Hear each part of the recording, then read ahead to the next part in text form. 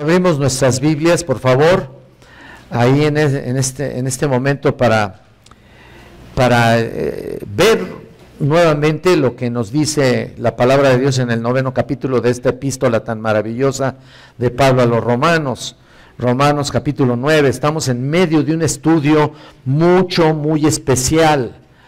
Estamos viendo algo tan emocionante de esta gran epístola.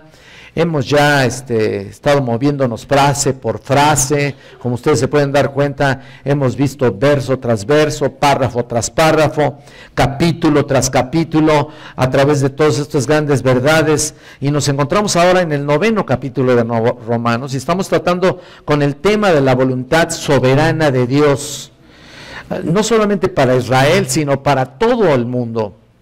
Ahora, realmente estamos dando un paso más grande desde el 6:33 que estábamos viendo, y hoy tenemos una parte pequeña en este pasaje. Estaremos analizando especialmente de los versículos 19 al 24, pero antes de leer el versículo, antes de leer este pasaje, yo quiero que pongan atención a lo que les voy a decir. Como vimos la semana pasada, les recuerdo que la Biblia enseña claramente que Dios es soberano y que tiene absoluta libertad para hacer lo que quiera. ¿Se acuerdan que estábamos hablando de que evidentemente en el asunto de la salvación, Él es soberano en el asunto de la salvación? ¿Se dan cuenta? Dios es soberano absolutamente en todo el trayecto que tuvimos para venir a los pies de Cristo, ¿no? La Escritura es bastante clara en ese tema, y para eso les voy a dar algunas citas, y antes de leer nuestro pasaje, pueden apuntarlas, no busquen las citas. Miren, para que se den cuenta de la soberanía de Dios. En Jonás 2:9 dice: la salvación es de Jehová. En 1 Corintios 15:10 el apóstol Pablo dio testimonio cuando dijo: yo soy lo que soy por la gracia de Dios. La declaración de Filipenses capítulo 2 versículo 13 dice simplemente: porque Dios es el que en vosotros produce el querer como el hacer por su buena voluntad. En Hechos 13:48 dice: y creyeron todos los que estaban ordenados para vida eterna. ¿Lo estás viendo? Tito 1:1 habla también de la fe de los elegidos, y en Juan 15:16 Jesús miró a los apóstoles y dijo: no me elegisteis vosotros a mí, sino yo os elegí a vosotros.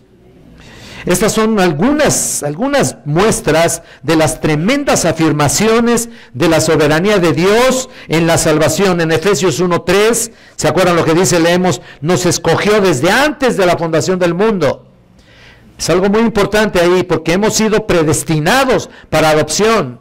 En 2 de Tesalonicenses capítulo 2 versículo 13 dice Pablo ahí: pero a vosotros debemos dar siempre gracias a Dios respecto a vosotros, hermanos amados del Señor, de que Dios os haya escogido desde el principio para salvación, mediante la santificación por el Espíritu y fe en la verdad.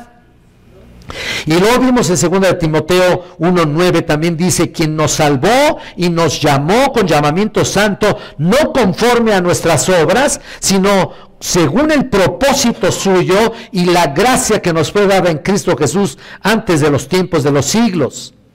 En 1 de Pedro 1:2 también dice que somos elegidos según la presciencia de Dios, que significa el conocimiento anticipado de Dios. Y también vemos en Romanos 8:29, dice: porque a los que antes conoció, también los predestinó. Entonces, Él nos llamó, nos justificó, nos glorificará. Esas partes tan importantes de nuestra vida, Él las tiene en sus manos, por supuesto. Así que la Escritura es muy clara sobre la cuestión de la soberanía de Dios.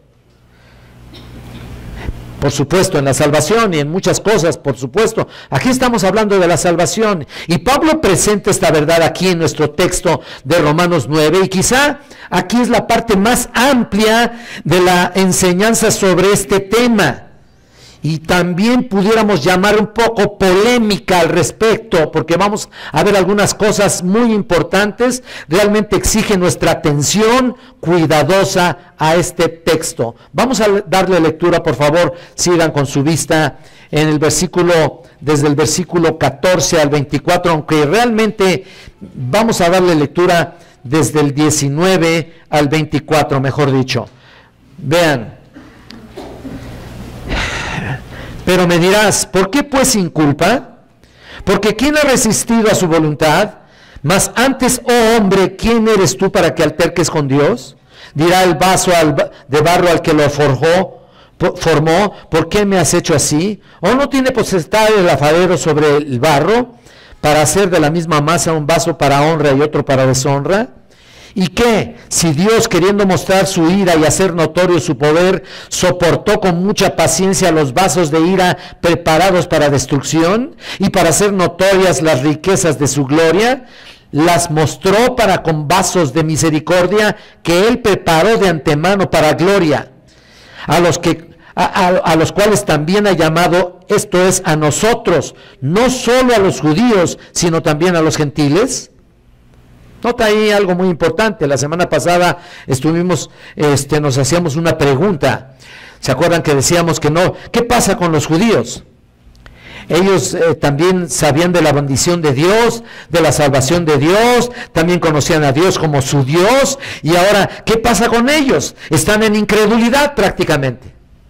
Son incrédulos ahora. ¿Qué pasa con ellos? Quiero decir, ¿cómo podemos estar seguros? Y es la pregunta que nos hacemos. ¿Cómo podemos estar seguros si alguna vez fueron ellos pueblo de Dios? Y si lo fueron, ¿qué? ¿Ya no lo son o qué? ¿Te das cuenta? Hay varias preguntas ahí muy importantes que tenemos que hacernos cuando leemos estos pasajes. Es una pregunta justa esta que acabamos de hacer. Si disfrutaron de todas las bendiciones que Dios podía dar a su pueblo especial, todas las bendiciones, ellos fueron los principales, los primeros, ¿no? Y ahora se han reservado prácticamente. ¿Qué seguras son, escucha esta pregunta, qué seguras son estas bendiciones para nosotros? Quiero decir, si Dios apartó los judíos a causa de su pecado, ¿tenemos alguna garantía que Él no nos va a dejar también? ¿Hay alguna garantía al respecto?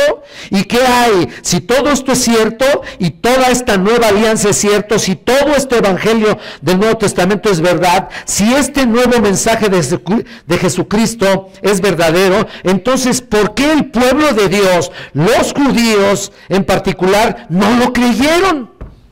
¿Por qué? ¿No? Uno puede preguntarse muchas cosas. ¿No eran el pueblo de Dios o qué?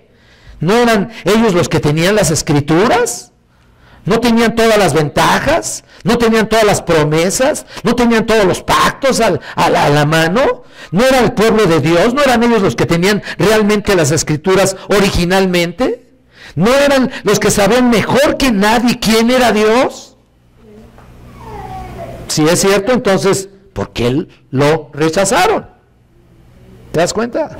Entonces hay muchas preguntas que nos podemos hacer, y si Dios los puso en una pausa temporal, escucha esta, ¿cómo podemos entonces estar seguros si ellos eran realmente el pueblo de Dios? Estas son las preguntas que se plantean en la mente de un objetor realmente, ¿no? Alguien que objeta todos los elementos bíblicos que están aquí descritos, ¿no? Y en los capítulos 9, 10 y 11, Pablo realmente está contestando a estas preguntas. Está respondiendo a estas preguntas. Responde a una pregunta: ¿cómo es que Israel no cree si esta es la verdad? Y en el capítulo 11 responde la pregunta: si Dios puso a un lado temporalmente a los judíos, ¿cómo sabemos que Él no puede a nosotros también dejarnos de lado en un determinado momento, ¿no? O ponernos en pausa también, ¿no? Si Pablo cree la realidad del nuevo pacto, de la justificación por la fe en Jesucristo, entonces es esencial que conteste qué pasa con los judíos, ¿no? ¿Por qué no creen? Es por eso que estamos aquí hablando todo esto y por eso que tratamos de escudriñar esta parte y es importante saberla. Eso es por un lado y por el otro. ¿Cómo fueron puestos en pausa como nación? ¿Te das cuenta? Y como promesa también. ¿Cómo? Y viendo esas preguntas, ya les digo, Pablo contesta en los capítulos 9, 10 y 11.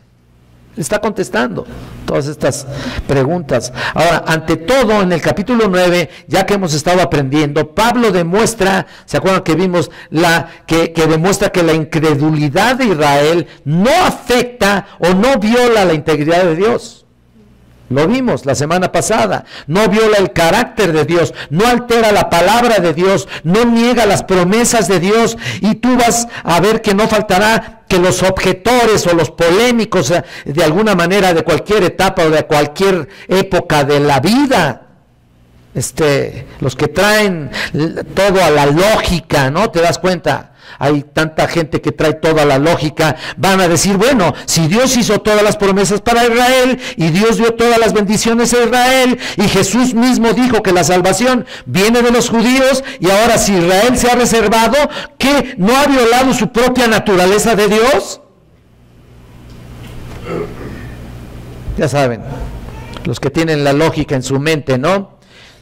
¿No es Dios de confianza, acaso, por todo esto que está pasando? ¿Qué pasa con él? Y es que la incredulidad de Israel debe ser tratada, escucha esto, debe ser tratada aquí en el capítulo 9, la incredulidad de Israel no es incompatible con la promesa de Dios. Ya lo vimos, eso fue del 6 al 13, no es incompatible con la persona de Dios, del 14 al 24, bueno, del 14 al 18, y no es incompatible con los profetas de Dios, del 25 al 29, y no es incompatible con el requisito de Dios, o con los requisitos que Dios pide para ellos, del 30 al 33, que vamos a ver más adelante. Así que Pablo escribe el capítulo 9 para desmoronar todo eso, para demostrar que a pesar de que Israel está en incredulidad, y a pesar de que Israel rechaza al Mesías, y a pesar de que Israel se ha reservado, esto de ninguna manera viola todos estos aspectos, no viola las promesas de Dios, la persona, ni los profetas, ni los requisitos de Dios, nada de esto viola. Ahora, recordemos que vimos del 6 al 13, vimos el cumplimiento de la promesa de Dios la semana pasada, y estudiamos que Dios nunca tuvo la intención, ¿se acuerdan ustedes que vimos que nunca tuvo la intención de que todos los que salían de los lomos de Abraham serían redimidos? Lo vimos la semana pasada. Él nunca prometió salvación a la simiente natural de Abraham, natural, que quede bien claro eso. En primer lugar, Isaac, ¿se acuerdan de los versículos 7 al 9? Dios había traído providencialmente de los lomos de Abraham a Ismael, pero Dios escogió a Isaac, ¿no? Ahí está. Y Dios escogió también a Isaac, y luego también Isaac tuvo dos hijos, a Jacob y a Esaú. ¿Y qué pasó? Dios escogió a Jacobo.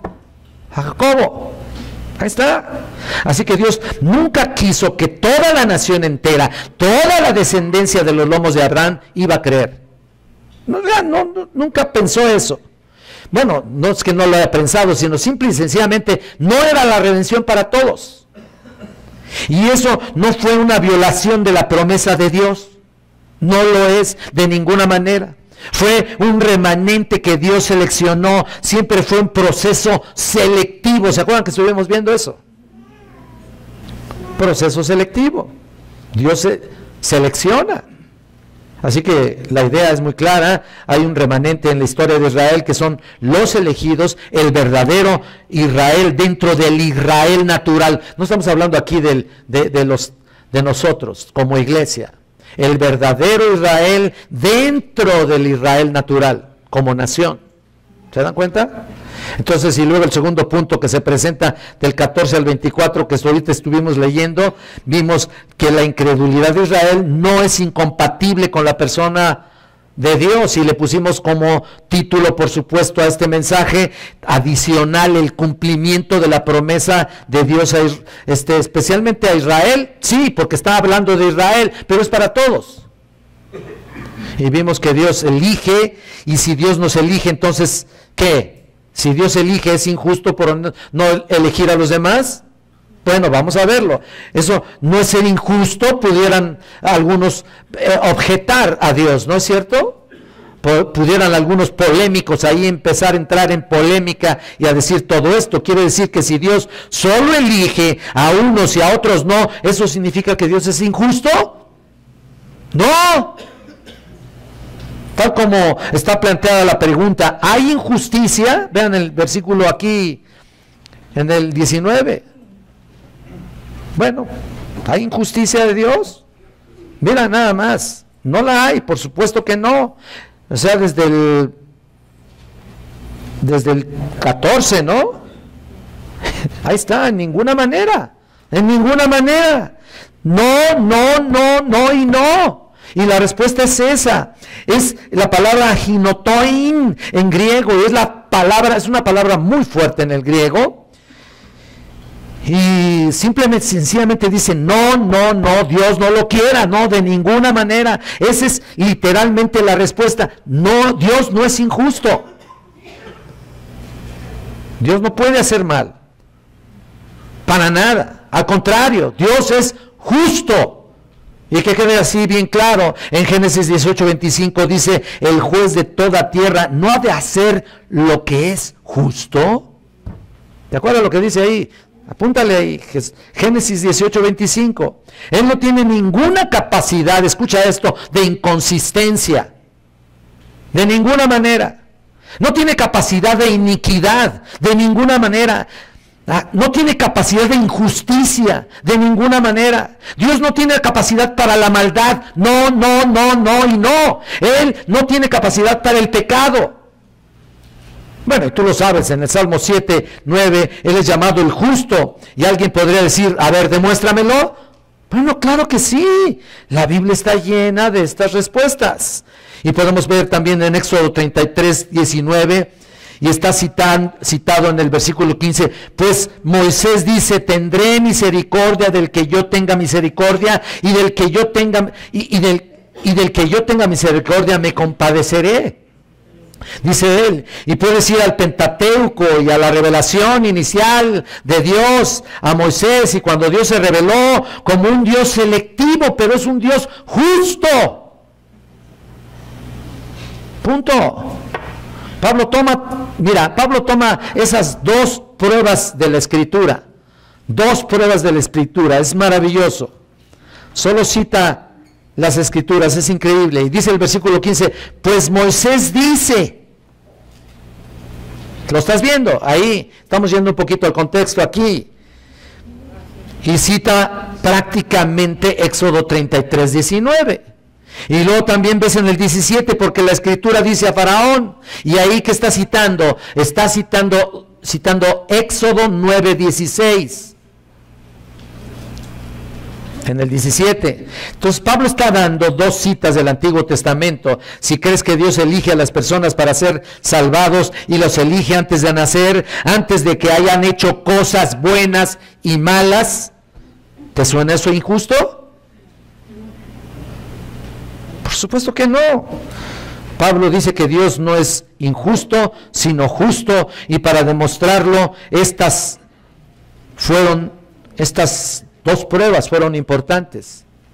Así que el Señor no ha violado su propósito. Él no violó su propia persona. No hay pérdida de integridad aquí de parte de Dios. Ya. Y el punto aquí es que Dios no puede ser acusado de ser injusto. ¿Por qué? Porque Dios siempre ha revelado por haber sido un Dios de gracia. ¿Cómo va a ser injusto? Un Dios de gracia, un Dios de gran misericordia, que hace misericordia, la compasión y la gracia a los pecadores que no lo merecen, que no merecemos, que en realidad merecemos ser condenados, merecemos el infierno. Y Él siempre ha revelado a sí mismo como alguien que escoge a quien Él redimirá. Siempre lo ha revelado, siempre ha sido así. Si una persona es redimida, no es porque quiera ser redimida Él. No es porque Él lo persiguió y estuvo buscando ser redimido. Es porque Dios le dio la oportunidad, Dios se la dio esa gracia, Dios le dio la salvación. Simple y sencillamente así, no es de su voluntad, no es su esfuerzo, no es su buena voluntad, no sus múltiples obras. Que quede eso muy claro al respecto, ¿no? Entonces Pablo añade otra escritura y cita Éxodo 9:16, solo esta vez un poco diferente, porque la escritura dice a Faraón, y te acuerdas, y de nuevo vuelve a entrar en los libros principales del Antiguo Testamento, los libros de Moisés, y cita: para esto mismo te he levantado, que yo pueda mostrar en ti mi poder, y para que mi nombre sea anunciado por toda la tierra. Nuevamente teníamos que ir al Antiguo Testamento. Dios desde el principio levantó a Faraón en el escenario de la historia por medio para utilizarlo como un medio de demostrar la salvación y el poder redentor de Dios. Y por supuesto para la gloria de Dios. Finalmente, ese es el punto. Y otra vez la única razón por la que Faraón llegó donde llegó, bueno, la única razón es de que Faraón hizo lo que hizo, fue la voluntad de Dios. Haya hecho lo que haya hecho, fue la voluntad de Dios. Por lo tanto, dice en el versículo 18 aquí, de manera que de quien quiere tiene misericordia, al que quiere endurece, hablando de Faraón precisamente, ¿te acuerdas? Ahí está. ¿Y qué nos dice el libro de Éxodo acerca de Faraón? Dios había endurecido a Faraón.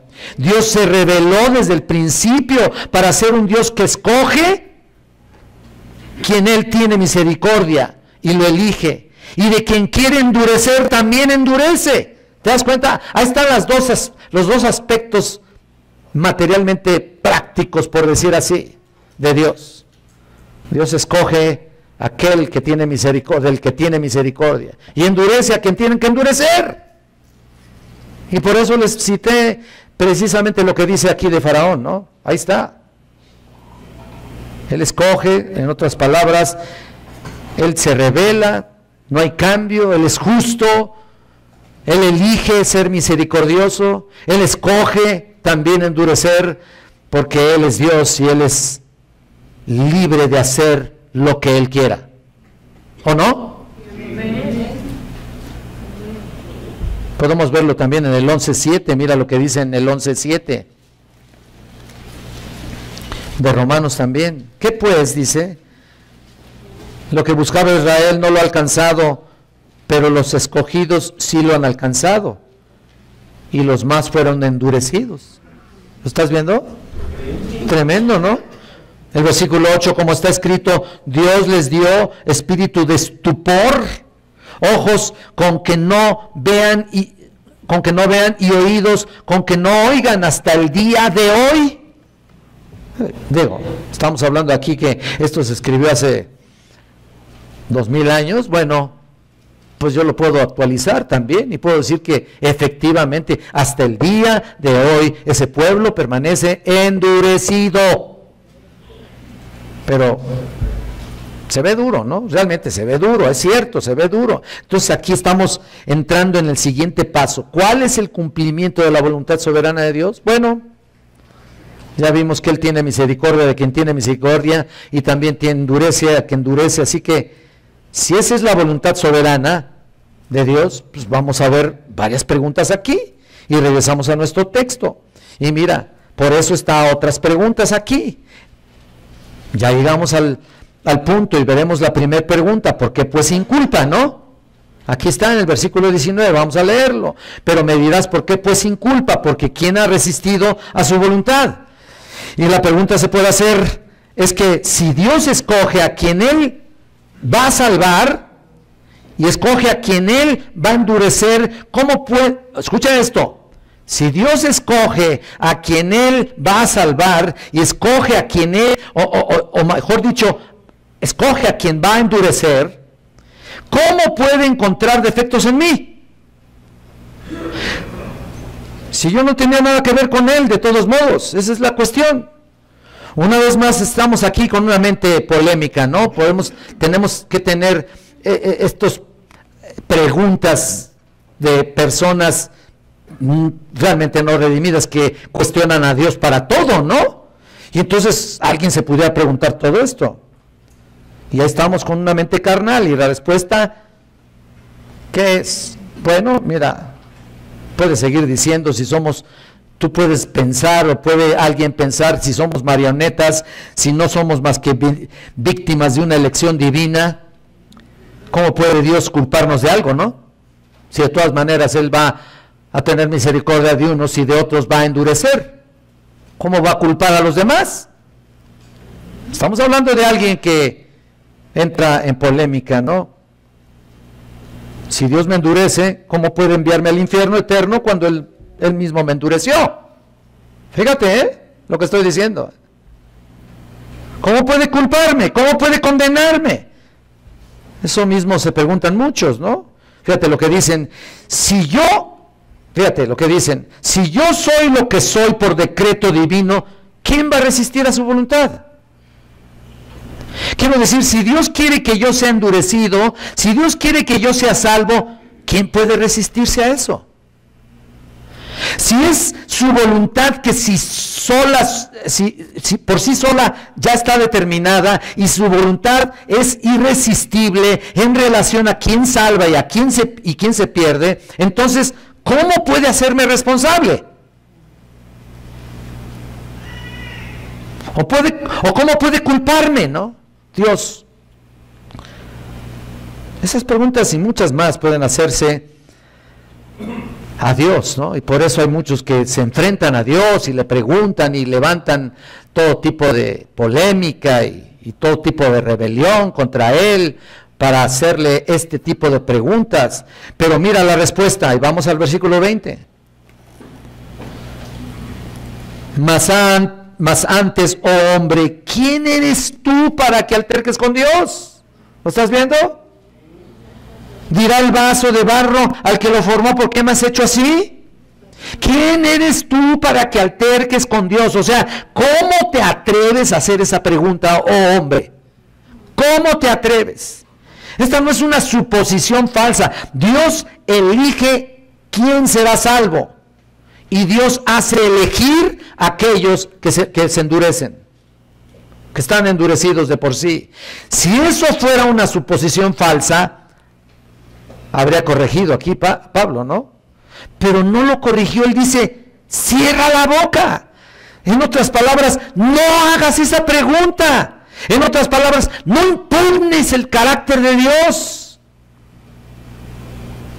Es cierto que Dios elige, es innegable, que esa es una pregunta difícil, créanme que es una pregunta muy, muy difícil. ¿Cómo puede Dios permitir que la gente se vaya al infierno eterno cuando Él es el que eligió la salvación? Es una pregunta difícil, ¿no? ¿Y sabes cuál es la respuesta? Cierra la boca. Esa es la respuesta. Cállate, ya. No hagas esas preguntas. ¿Por qué? Simplemente... ¿Qué dice aquí el versículo 20?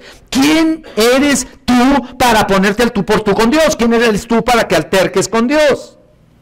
Dirá el vaso de barro al que lo formó, ¿por qué me has hecho así?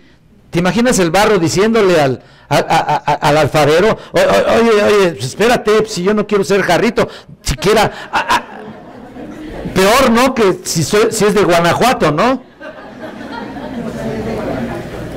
No, tampoco de Guadalajara, no se metan con eso. ¿Te imaginas el barro ahí reclamándole al alfarero? ¿Por qué me has hecho de esta manera? Yo quería hacerla de otra manera.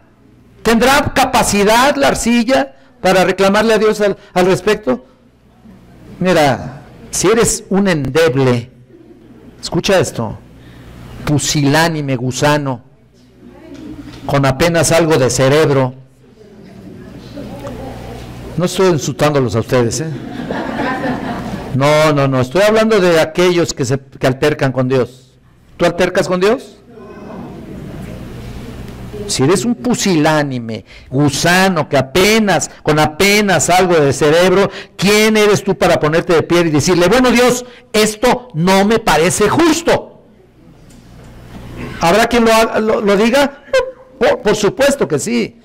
¿Quién puede con su diminuto cerebro, escucha, estar en contra de la inmensidad de una mente eterna tan grande como el universo sin fin? ¿Quién eres tú que le respondes a Dios? ¿Solo porque no puedes entenderlo y crees que sea injusto? ¿Quién eres tú para responder en contra de Dios con blasfemia? Para acusar a Dios de ser injusto e injusto. Cierra la boca, cállate ya. Así que, si no entiendes esto, se resuelve con la mente de nuestro misericordioso Dios, amoroso, compasivo, porque finalmente lo único que mereces y merecíamos, ¿qué era?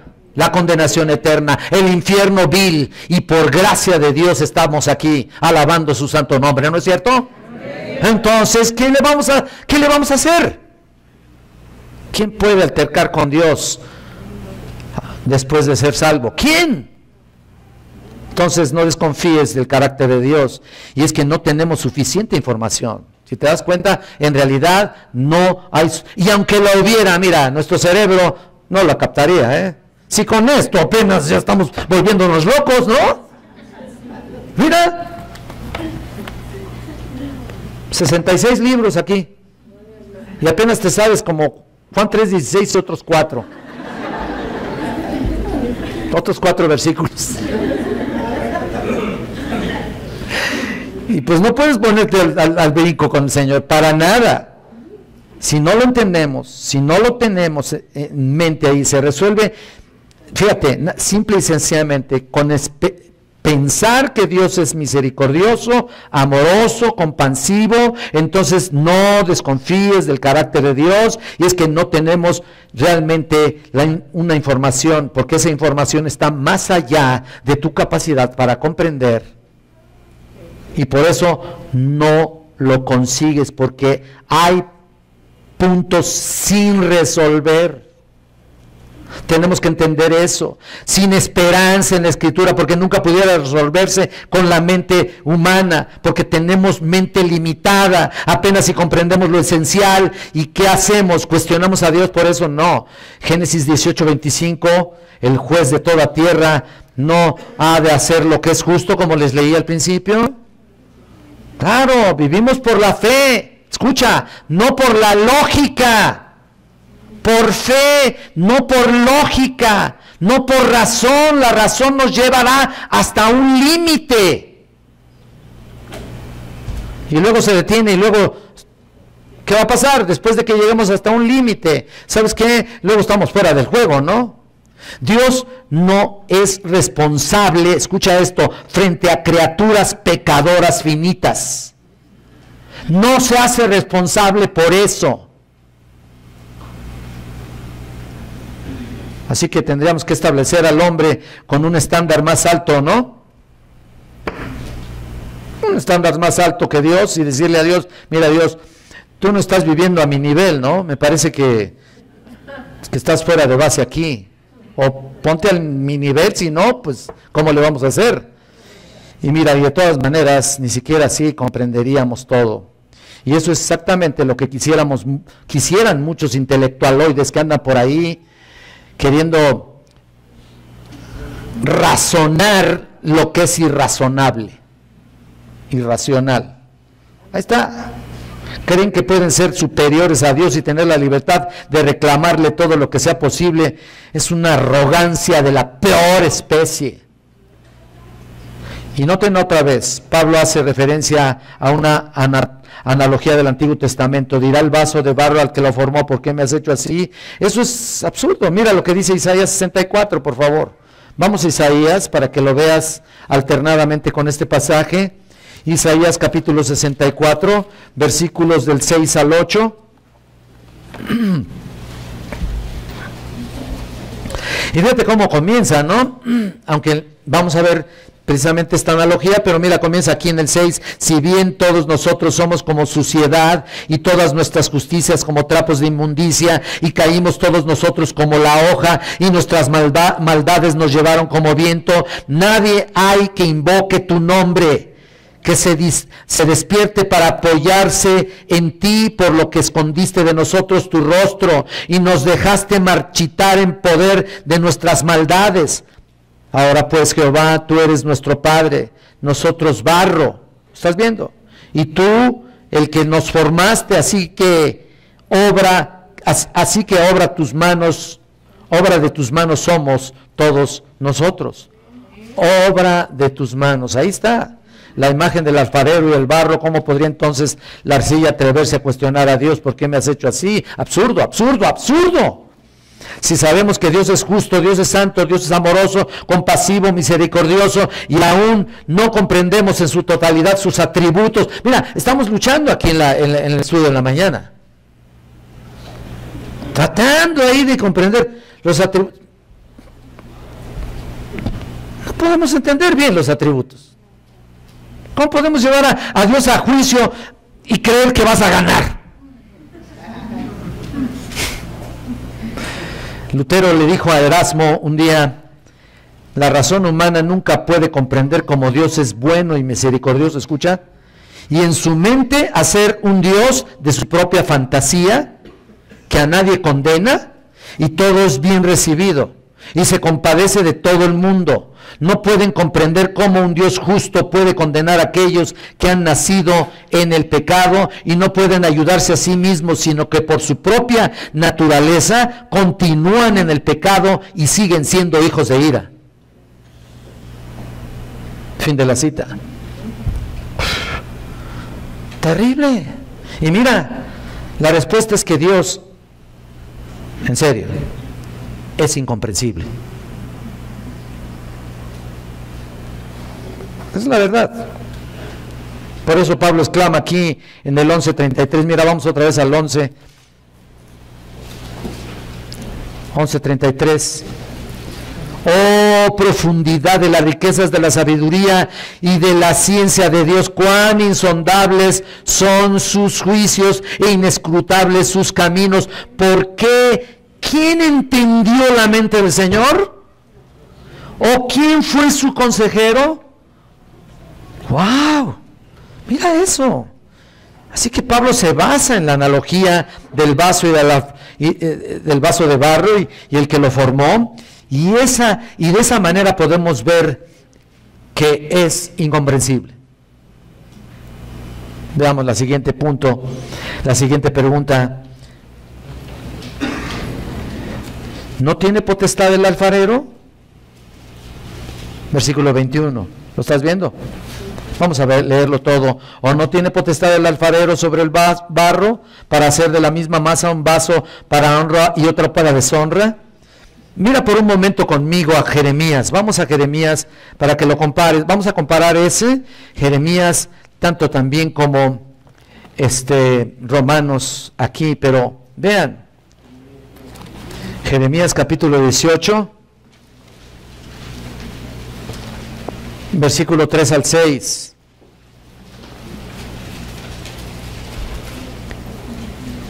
Mira lo que dice: y descendí a casa del alfarero, y he aquí que él trabajaba sobre la rueda. Y la vasija de barro que él hacía se echó a perder en su mano. ¿Estás viendo? Y volvió y la hizo otra vasija, según, noten esto, le pareció mejor hacerla. Ojo a eso. Entonces vino a mí palabra de Jehová diciendo: ¿no podré yo hacer de vosotros como este alfarero, oh casa de Israel? Dice Jehová. He aquí que como el barro en la mano del alfarero, así sois vosotros en mi mano, oh casa de Israel. Mira, es paralelo con lo que estamos leyendo aquí en el versículo 21. Es una analogía obvia aquí. Un alfarero hace elecciones, no la arcilla. La arcilla no opina, no tiene el poder de discutir, mucho menos de hacer lo que quiere. El alfarero sí tiene el derecho de hacer lo que él quiera, así que es una cuestión de derecho y es una cuestión de capacidad. Así hace Dios. Él tiene el derecho de hacer lo que Él quiere y tiene la capacidad de hacer lo que Él quiera. Él es el alfarero y Él escoge hacer vasos. Y noten ustedes, vean ustedes aquí, Él escoge hacer vasos y pueden ser un uso maravilloso, sea lo que haga, un hermoso plato o un cubo de basura. ¿Y qué? Eso sería su elección.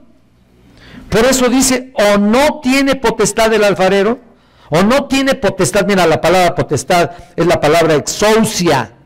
Potestad es exousia, que significa autoridad, que significa el derecho de hacer algo. Ahora bien, escucha esto. Dios no está reclamando el derecho a crear criaturas malditas para poder condenarlos. Escucha esto, lo vuelvo a repetir. Dios no está reclamando el derecho de crear criaturas malditas para poder condenarlos, sino que reclama su derecho a tratar con criaturas que son pecaminosas. Y los trata como Él ha establecido. Él perdona y también castiga, ¿no? Pero Él no hace hombres pecadores, que quede bien claro.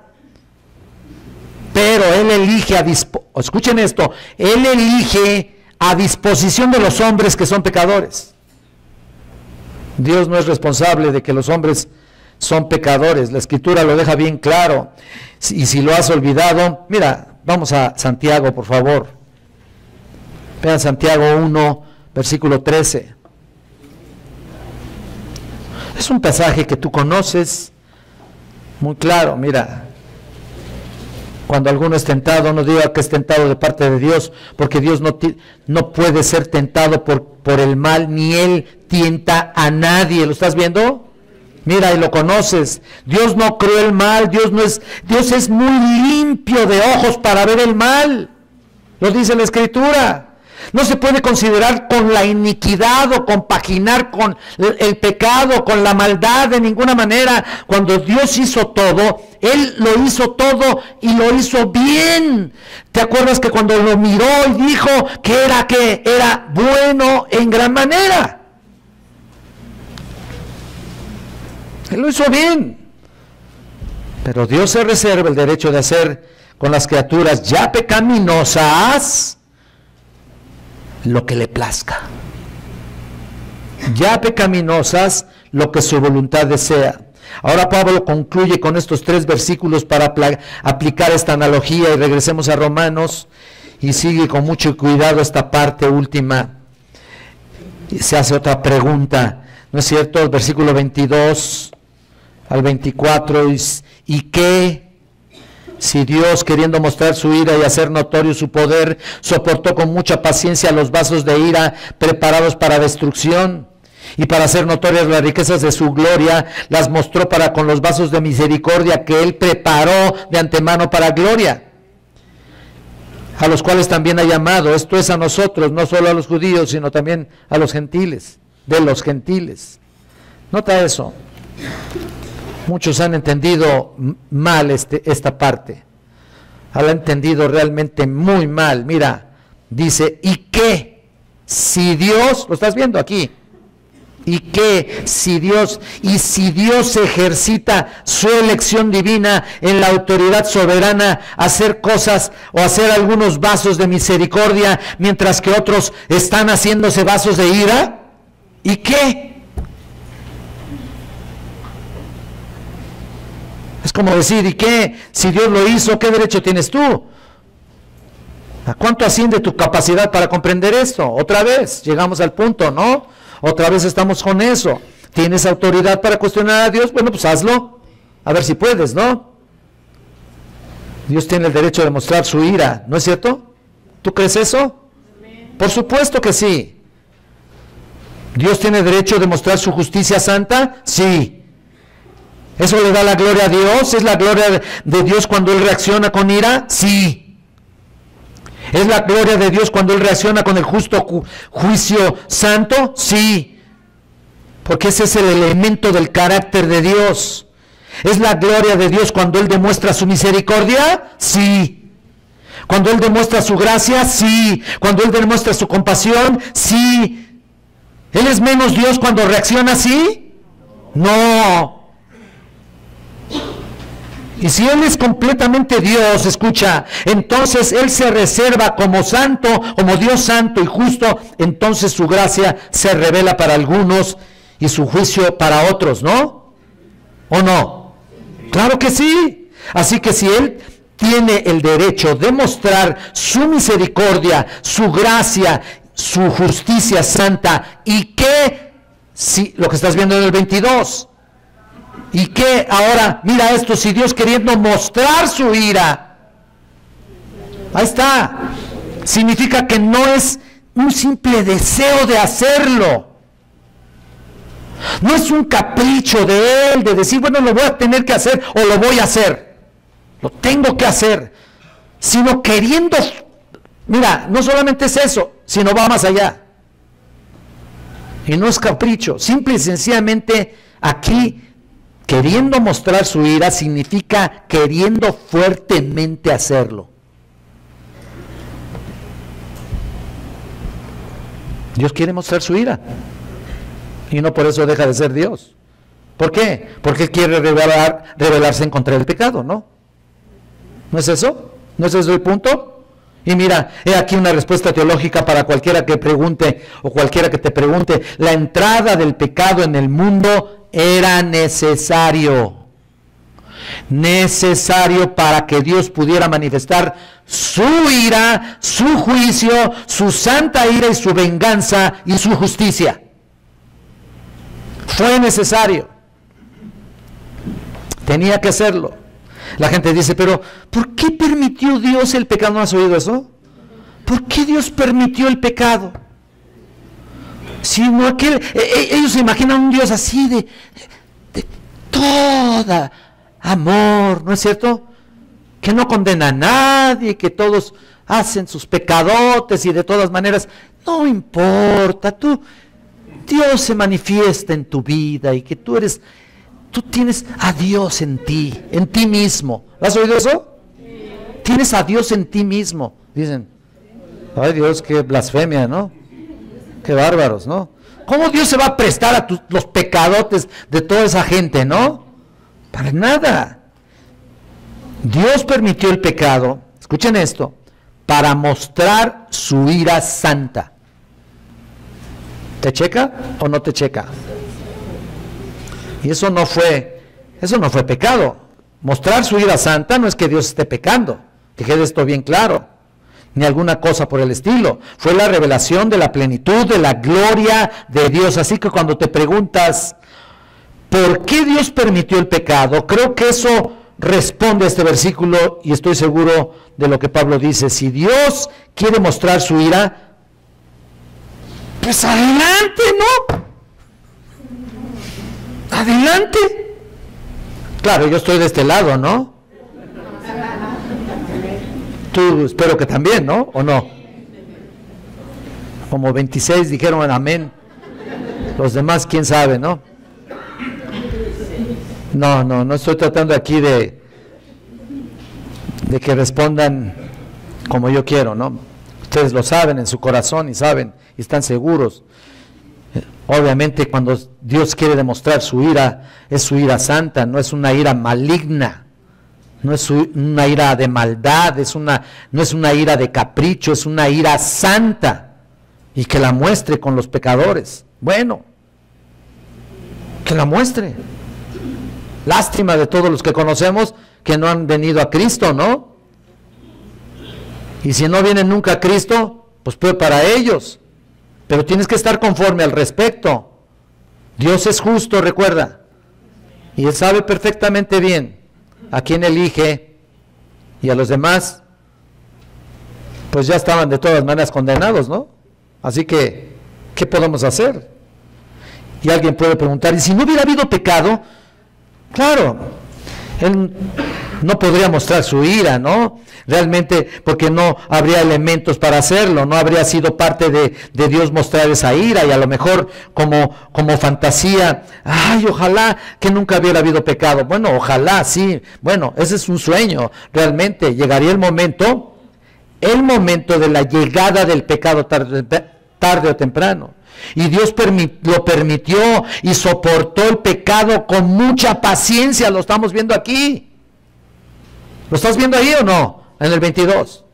Soportó el pecado con un propósito también de revelar su ira santa y la sentencia de ese de castigo para ellos. Tenía que ser para que Dios sea Dios plenamente revelado como Dios. De lo contrario, no hubiera habido atributos para su función como Dios, ¿no? ¿De qué sirven todos los demás atributos si no hubiera habido pecado, no? Por eso dice, y hacer notorio su poder. Lo estás viendo aquí, en el 22. Hacer notorio su poder. Y para que no haya duda, Dios permitió el pecado en primer lugar para que pudiera mostrar su ira, y en segundo lugar para que pudiera mostrar su poder. Tanto su ira como su poder. Dos aspectos que están ligados en esta parte. Como Dios muestra su poder en el pecado, también, por supuesto, muestra su ira. Entonces, Él tiene que juzgar el pecado. Tiene que juzgarlo.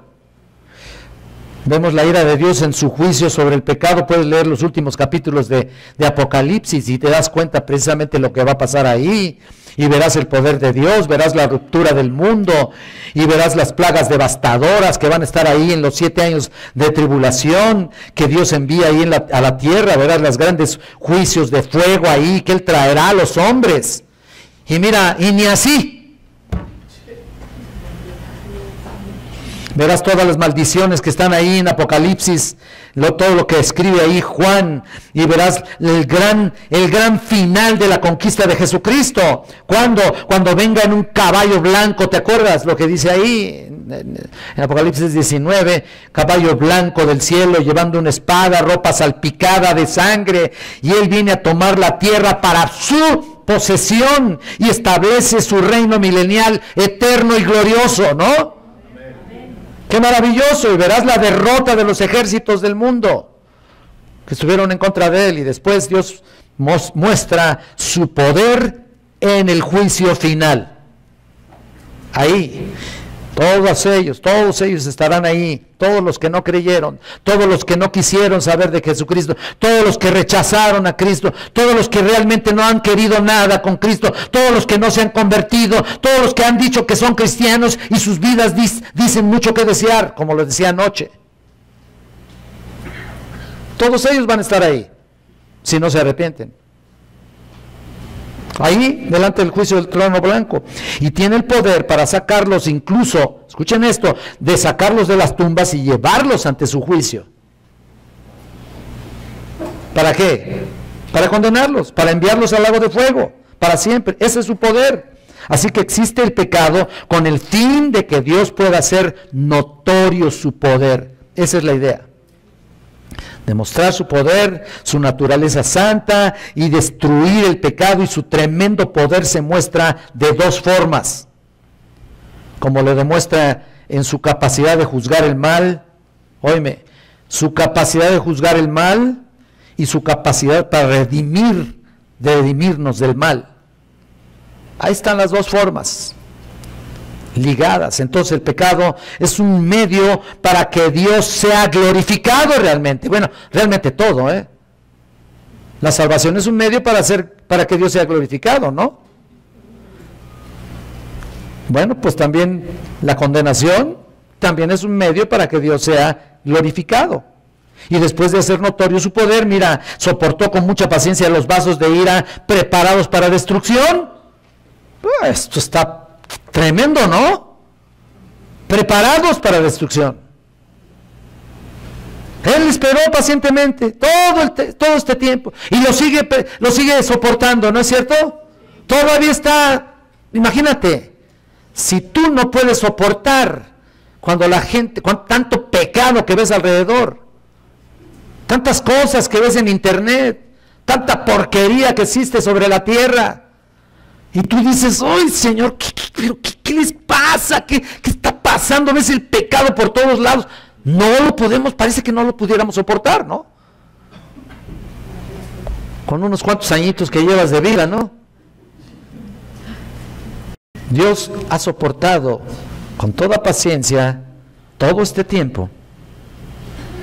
Todo este tiempo. Ahora mira, vasos de ira preparados para destrucción, se llaman vasos de ira porque ellos recibirán la ira de Dios Santo. Se llaman así porque son objeto del ardiente juicio de Dios. Pero Él no realiza la preparación, escucha esto. Son aquellos que se están preparando para destrucción. Participio pasivo, ahí. Es importante saber ahí el verbo, ¿no? De preparados, es la palabra catartizos, que significa que se están arreglando, ellos mismos se están arreglando, como la iglesia se está arreglando también para recibir a nuestro Salvador. La iglesia se está purificando para recibir a nuestro gran Dios y Salvador Jesucristo. Así también ellos se están preparando, pero de otra manera. Se están preparando aquellos que niegan a obedecer la palabra de Dios y niegan creer en su Hijo. Aquellos que piensan que ser cristiano es hacer lo que quieran.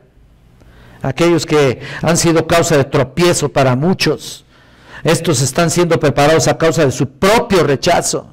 No es que Dios los hizo pecadores, que se entienda esto perfectamente bien. Dios no los hizo pecadores, ellos ya son pecadores. Y Dios tiene que mostrar su ira santa para su destrucción. Mira lo que dice aquí en Romanos, vean el versículo 23. Note el propósito. Y para hacer notorias las riquezas de su gloria, las mostró para con los vasos de misericordia que Él preparó de antemano para gloria. Note mira, el 22 los está preparando para destrucción. ¿Lo estás viendo? Y aquí los está preparando de antemano para gloria. Tremendo pasaje. Aquellos que fueron preparados para destrucción, pero estos son preparados para gloria. Entonces Dios permite la entrada del pecado al mundo por esa razón, no solo para demostrar su ira y hacer notorio su poder, sino también para hacer notorias las riquezas de su gloria. Es la parte más fuerte, ¿no? Recuerda que Él nos salvó ¿por qué? ¿Porque soy muy especial o qué? ¿Me salvó porque yo lo buscaba? ¿O porque soy muy inteligente? ¿O por qué? ¿Porque tengo muchos títulos? ¿O por qué? No, me salvó, obvio, porque me amaba. Bueno, fue parte de eso, pero escucha principalmente, Él me salvó porque quería hacer notorios las riquezas de su gloria, y la mostró para con los vasos de misericordia. Ahí está, aquí. La salvación no es el beneficio que nos da al obtener la salvación, sino, no es un beneficio en particular solamente. Entendemos que es un beneficio para ti porque te ha librado de la ira, ¿no es cierto? Te ha sacado de la condenación, te ha sacado de las tinieblas y te ha pasado a la luz admirable. Por supuesto que es un gran beneficio, pero la salvación nos la dio si no fuera porque trae todo eso, honra al Todopoderoso. Y la razón por la que salva es para la gloria, para Dios pueda mostrar su gloria. Su gloria se ve en su gracia, su gloria se ve en la misericordia, su gloria se ve en la compasión. Y por otro lado, la razón por la que las personas son condenadas es porque Dios pueda mostrar también su gloria. Todo es para su gloria. Finalmente, todo es para la gloria de Dios. Mira el versículo 24. Gloria en su juicio, gloria en su poder, gloria en su justicia, gloria en su misericordia, a los cuales también ha llamado, esto es, a nosotros, no solo de los judíos, sino también de los gentiles. Mira, Él preparó de antemano para gloria, a los cuales también nos ha llamado, esto es, a nosotros, no solo a los judíos, sino también a los gentiles. Este es realmente un pensamiento bendito, ¿eh? De veras. Escucha esto, cuando aprendemos acerca de la soberanía de Dios, no podemos hacer preguntas como lo vimos, porque no podemos ir tan lejos, y cuando no entendemos comenzamos a cuestionar, y eso es llevar a Dios a nuestra altura, traerlo a nuestro nivel, ¿no? Como si fuéramos el juez. Claro que no nos damos, no damos esta doctrina para confundirlos. Por supuesto que no, ni para cuestionar a Dios. No se da esta doctrina para molestarlos. Algunos de ustedes tal vez se molesten con Él, no conmigo. Y habrá quien se haya molestado, ¿no? No es para eso. ¿Sabes para qué se da esta doctrina? Para demostrar su soberanía y su gloria. Es simple y sencillo, y por supuesto ser agradecidos. Él nos ha elegido para su gloria en la misericordia y en la gracia, y no en la venganza y en la ira, como estabas anteriormente en esa posición. Y Él nos ha llamado con un llamamiento especial. Especialmente en las epístolas de Pablo hay un llamado a la salvación, no solo a los judíos, dice aquí, sino también a los gentiles. Así que la incredulidad de Israel no viola la persona de Dios. Él siempre ha mantenido su palabra. Él siempre ha escogido a algunos para misericordia y para juicio. Es irremediable, ¿no? Dada misericordia a algunos y endurecido a los demás. Siempre ha sido así.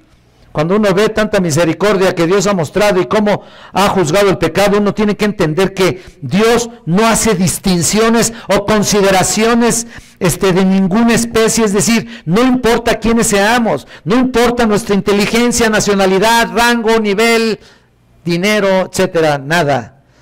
Él nos ha escogido. Es difícil entenderlo, yo sé. Mira, hermanos, la elección, tanto hablando aquí, no solamente para una nación, para una raza en particular como los judíos, sino también para los gentiles, que nosotros estábamos ahí, por la gracia de Dios y por su misericordia fuimos injertados al olivo. De eso después vamos a hablar. Qué maravilloso, ¿no? Pero ciertamente entiendo que es difícil de comprender y hasta difícil de aceptar, pero ahí está esa doctrina. Ahí está, y debemos enseñarla. Pedro mismo, una vez, hablando de Pablo, ¿no? ¿Te acuerdas que dijo, escribe esas cosas difíciles de entender, los cuales los indoctos e inconstantes tuercen para su propia destrucción? Como también las otras escrituras. Entonces ni Pedro estaba asimilando bien las cosas, ¿eh? Hasta Pedro dijo, ¿qué es esto? ¿Qué? ¿Por qué?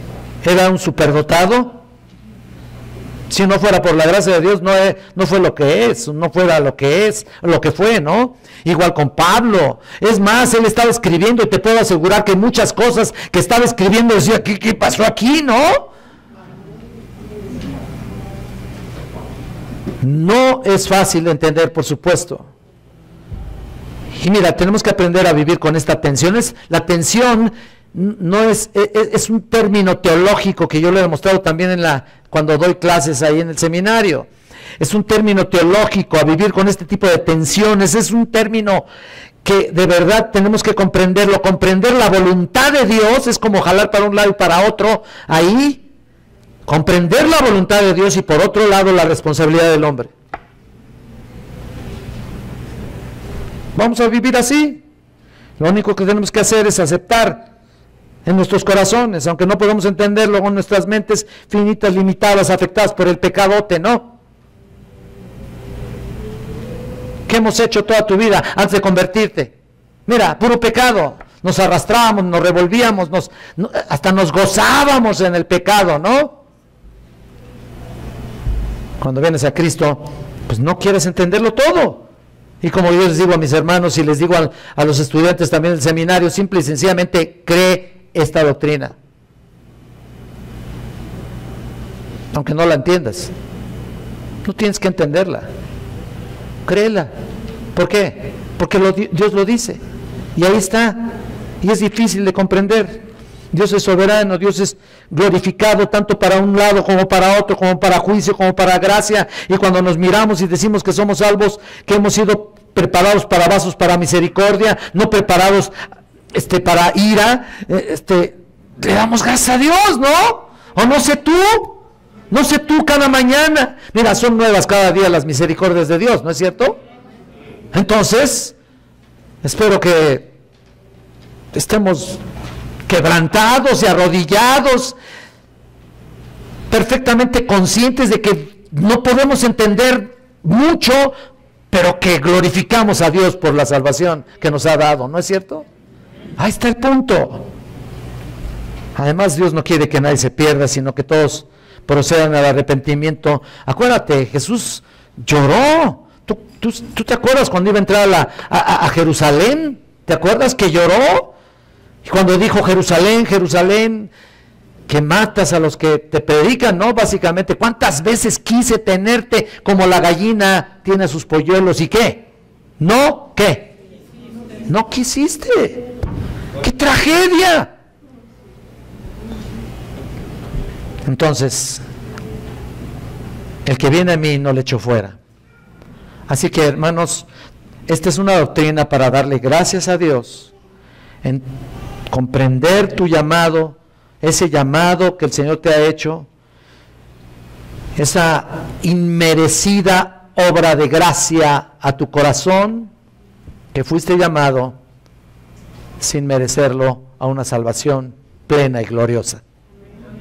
Vamos a inclinar nuestro rostro, por favor. Eterno Dios, cuántas gracias te damos, Señor. Oh, Señor, también cuántas gracias te damos porque no solamente por estas doctrinas, sino también por lo que hiciste en nuestra vida. Oh, Señor, también te pedimos por tantas personas que aún no te reciben. Yo te pido, Padre eterno, que sea aquí alguien que reciba por fe al Señor Jesucristo como su Salvador y Señor. Señor, yo te pido que responda en su corazón.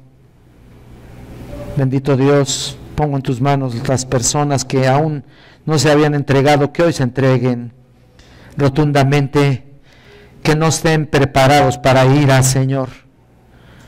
No, de ninguna manera quiero eso, Señor, de ninguna manera, Dios, tú no quieres eso, Señor.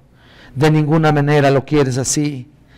Pero desgraciadamente habrá todavía en la iglesia de nuestros días personas que todavía no acepten esto, o no acepten el Evangelio, que también es agresivo de por sí, también es un Evangelio difícil de creer, también es un Evangelio difícil porque nos enfrentamos a nuestro propio pecado, a nuestras maldades y a todo lo que somos, a todo lo podrido que estamos, Señor.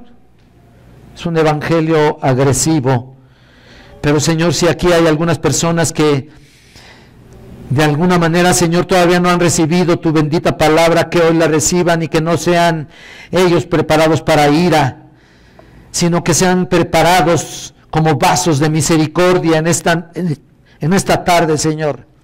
Sea aquí personas que todavía no se entregan, yo te pido, Señor, que ellos se arrepientan de sus pecados, que consideren tu gracia maravillosa, para que ellos reciban por fe, Señor, la salvación maravillosa que tú has preparado para ellos, si hoy lo hacen. Y si no, entonces, Señor, quién sabe cuándo les darás otra oportunidad, quién sabe cuándo vendrá otra oportunidad, quién sabe cuándo llegará el momento en el que ellos se entreguen a ti, Señor, y tal vez nunca llegue. Tal vez nunca llegue ese momento, y qué lástima y qué perdición, Señor. Nos dolemos profundamente por las personas que están aquí, jóvenes que todavía no se entregan a ti, Señor. Podrían ser ahorita mismo considerados como vasos de ira, pero si en este momento él se arrepiente, ella se arrepiente, cualquiera se entrega a ti sin cuestionar absolutamente nada, entonces son designados como preparados para misericordia, Señor. Oh, Señor bendito, pongo en tus manos sus vidas, para que hoy se arrepientan de sus pecados, Te lo pido, Señor, te lo pongo en tus manos, en el grandioso, en el precioso nombre de tu Hijo amado Jesucristo, a quien nos salvó sin merecerlo. Gracias, Señor. Gracias, Señor. Ahora, Señor, despídenos, llévanos con bien a nuestros hogares, porque te lo pido en el nombre de Jesucristo, nuestro Salvador y Señor. Amén.